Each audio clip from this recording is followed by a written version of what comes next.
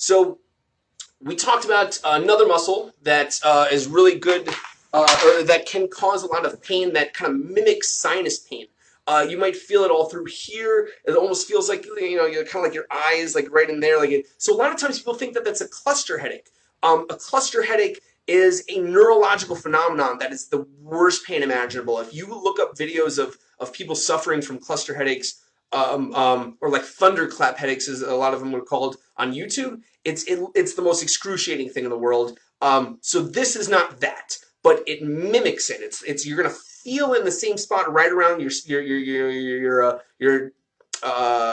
cheekbones and your eye and the front of your head, right through here. So a lot of times it's coming from the muscles in the front of your neck, right through here. So if I turn my head, and you can kind of, let's see if I can see it. I don't know if I can see it. I don't know how good the lighting is. Let's find a good way to. Anyway, you know what I'm talking about. So there's two muscles going through on either side, right through here. And if you turn your head, a lot of times it'll bulge out and you see it. If you gotta, so you can kind of pinch this. I'm gonna show you. I'm gonna show you just what this, just one more time. This guy right here, from the back of the ear straight down. So there's two heads of the sternocleidomastoid. There's the sternal head, it attaches to your sternum. There's the clavicular head that attaches to your collarbone or your clavicle.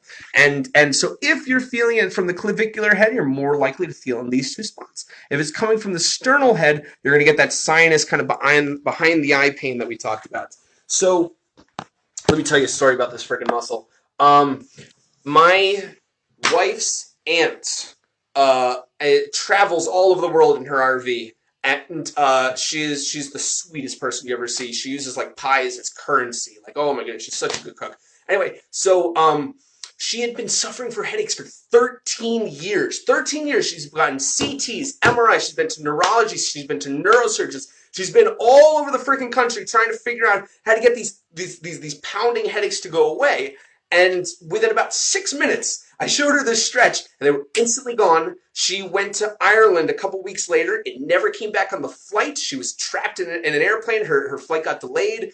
I think she was traveling for almost like 24 hours. And the headache didn't come back because of this one super simple stretch. I'm going to show it to you for free. Check this out. So that muscle right here. So I'm going to start down by my clavicle right here.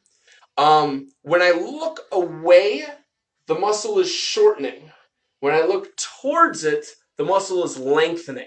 So what I want to do is I want to shorten the muscle and then kind of strip it out as I lengthen it. So I'm going to shorten it. I'm going to pinch the muscle right here.